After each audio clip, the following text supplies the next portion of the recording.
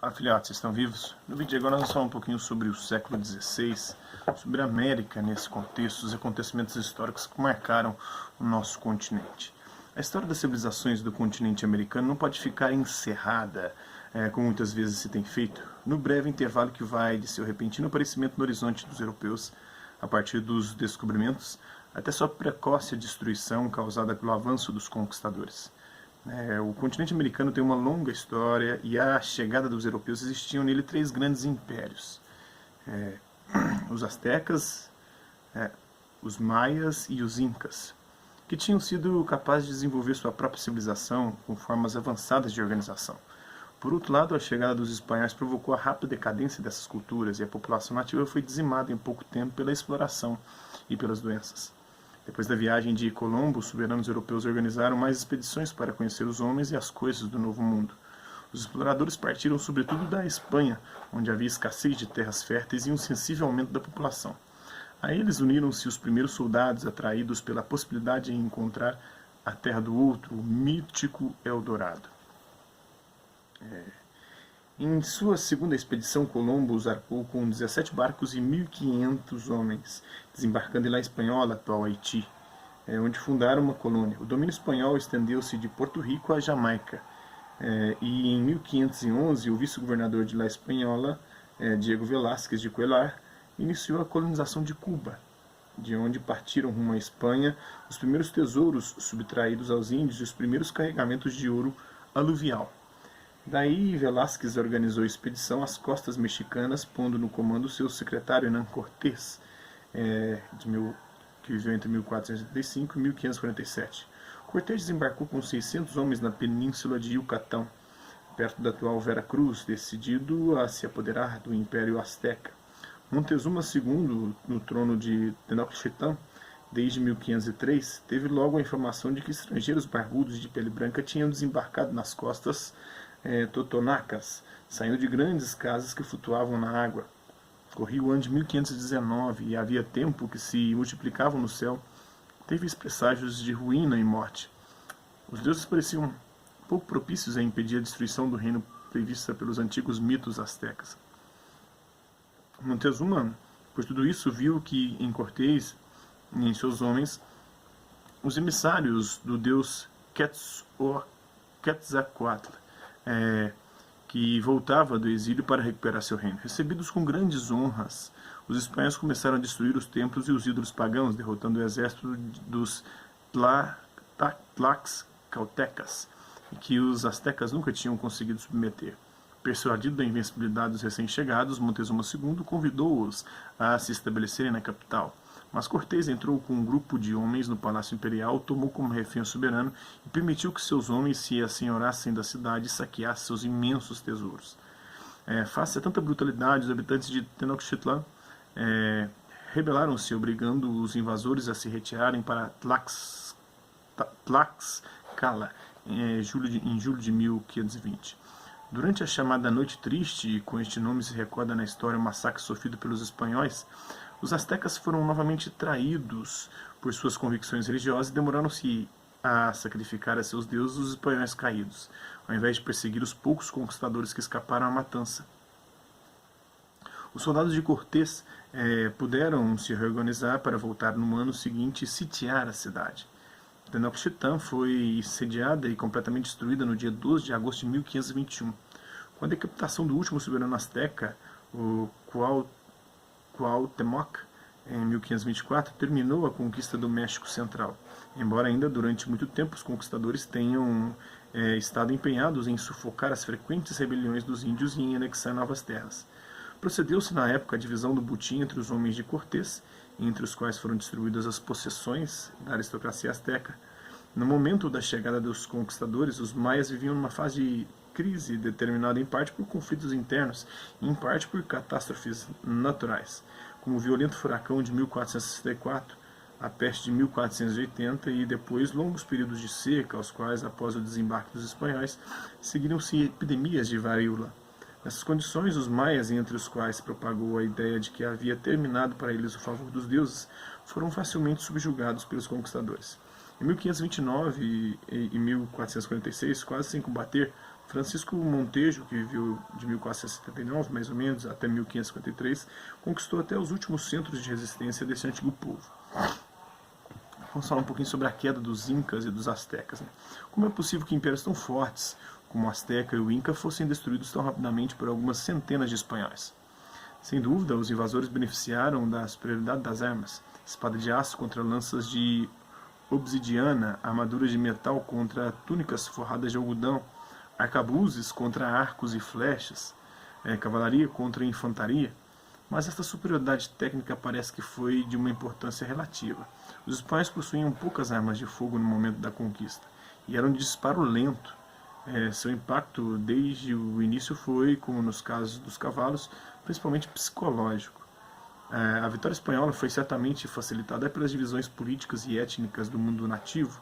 Os impérios Azteca e Inca tinham sido destruídos por sucessivas conquistas. Alguns grupos viam na chegada dos invasores uma oportunidade para se livrarem da dominação opressiva. Tanto era assim que foram os próprios índios que constituíram o grosso dos exércitos conquistadores de Cortés e Pizarro, que eram tão numerosos como os exércitos Azteca e Inca contra os quais lutavam.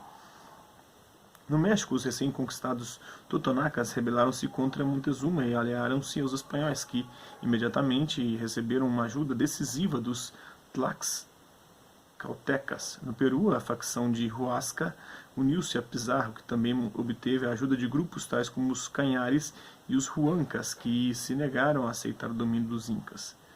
Então isso está na História da América Latina, volume 1, do Nathan Wachtell.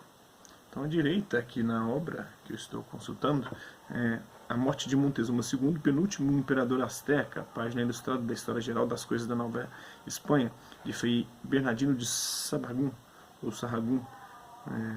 Biblioteca Lauresiana, Florença. Montezuma, odiado até por seus súditos, foi assassinado durante a revolta anti-espanhola da chamada Noite Triste, 1º de julho de 1520. À esquerda, Cortés, sobre o trono azteca, recebe a homenagem dos chefes das tribos, guiados por Cuauhtémoc, último soberano azteca, atrás de Cortés. Malintzin faz de intérprete. Ilustração do códice da tela de Tlaxcala, Museu Britânico, Londres. Malintzin, mulher marinha, significa. De estipe maia, tornou-se amante e grande colaboradora de Cortés para as relações diplomáticas com as populações indígenas. Sobre essas linhas, Francisco Pizarro, num retrato da época. Né? À direita é um mapa do século XVII do porto de Tumbes, na costa peruana, na fronteira com o Equador, de onde Pizarro partiu em janeiro de 1531 para a conquista do Império Inca com seus 4.000 irmãos, 3 barcos, 185 homens e 37 cavalos. Embaixo, o soberano Inca Atahualpa paga o resgate exigido por Pizarro para sua libertação. Novembro de 1532, gravura de Theodore de Bry, fins do século XVI. À direita, castigos infligidos aos índios, da nona crônica de Felipe Guamán Poma de Ayala, início do século XVII. Então, no mesmo período, começou uma nova ofensiva colonial no Império dos Incas, que se estendeu pelos atuais territórios do Equador, do Peru e parte do Chile. Entre 1531 e 1536, Francisco Pizarro, que viveu de 1478 a 1541, e Diego de Almagro, que viveu de 1472 a 1538, atraídos pelas grandes jazidas de metais preciosos, abateram o Império Inca. Pizarro, que tinha desembarcado com 3 navios e 180 homens na América do Sul, dirigiu-se diretamente para Cajamarca, na residência temporária do imperador Inca. No encalço dos poucos conquistadores saíram 30.000 incas, mas o medo que tinham das armas de fogo e dos cavalos, desconhecidos no Peru, jogou a favor dos espanhóis, que venceram facilmente e em pouco mais de 2 anos fundaram na costa uma nova capital, a Cidade dos Reis, a atual Lima, no Peru. Enquanto Cusco, a capital inca, era tomada e saqueada. Capturado, o imperador Inca Atahualpa foi morto em 1533.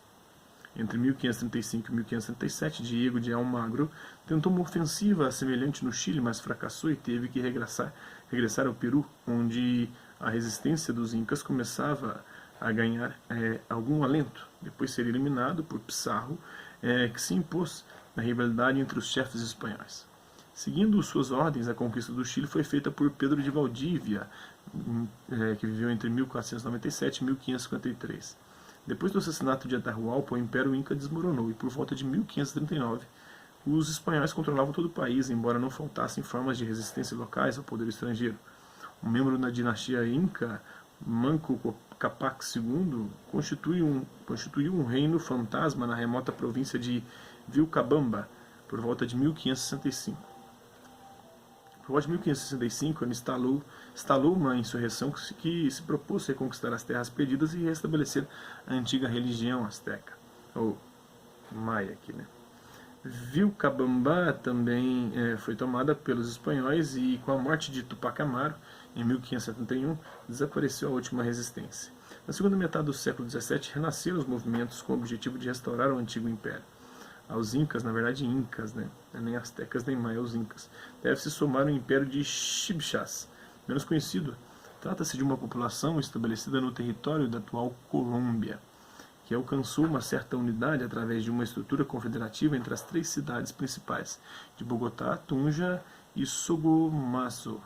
Politicamente menos complexo que as estruturas dos maias, astecas e incas, o Império dos Chibchas também foi derrotado por volta de 1540 pelos espanhóis mandados por Ximenes de Quesada, que viveu entre 1499 e 1579, que fundou a cidade de Santa Fé de Bogotá, principal centro de Nova Granada, a atual Colômbia.